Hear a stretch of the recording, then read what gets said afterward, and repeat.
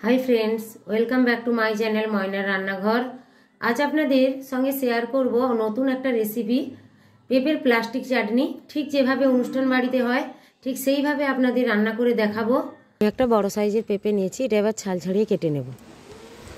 পেঁপেটাকে আমি লম্বা লম্বা করে টুকরো করে নিয়েছি আর চামচ দিয়ে এই যে ভেতরে যে বীজগুলো ছিল সেগুলো পরিষ্কার করে ধুয়ে নিয়েছি। এবার আপনাদের স্লাইস করে দেখাবো। এই দেখুন পেঁপেগুলো আমি স্লাইস করে কেটে নিয়েছি। ঠিক এইভাবে পাতলা পাতলা করে পেঁপেগুলোকে কাটতে হবে। প্রথমে কড়াইতে জল দেব। পেঁপে চাটনি দু রকম ভাবে করা যায়। পেঁপে সেদ্ধ করে তারপরে চিনি রসে ফোটানো হয়।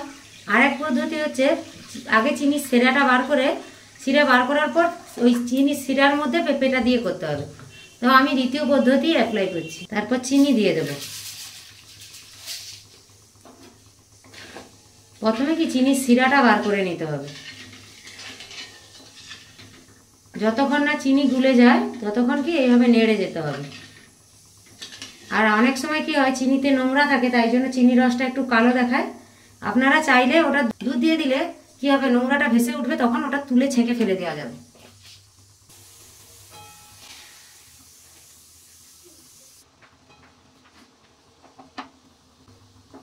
চিনি শিরাটা খুব সুন্দরভাবে ফুটে গেছে। এবার এই পেঁপের স্লাইসগুলো দিয়ে দেবো।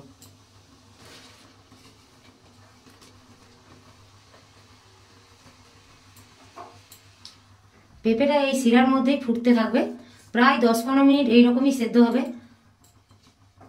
এবার আমি হাফ চামচ লবণ দিয়ে দেবো।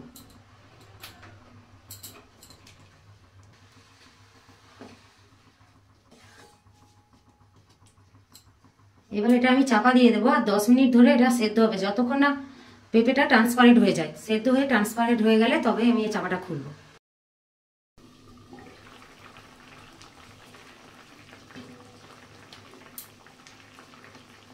এই দেখুন পেঁপেটা ট্রান্সপারেন্ট হয়ে গেছে। এইবার কাজু আর কিশমিশ দেব, ঠিক যেমন অনুষ্ঠান বাড়িতে দেয় সেই রকম।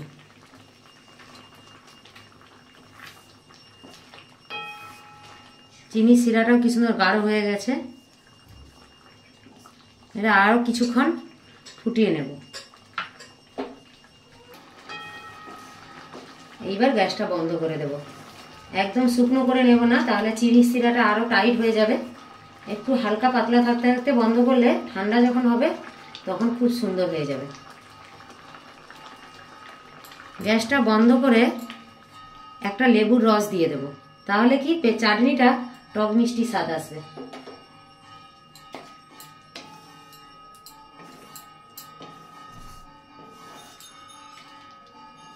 পেঁপের চাটনি একদম রেডি।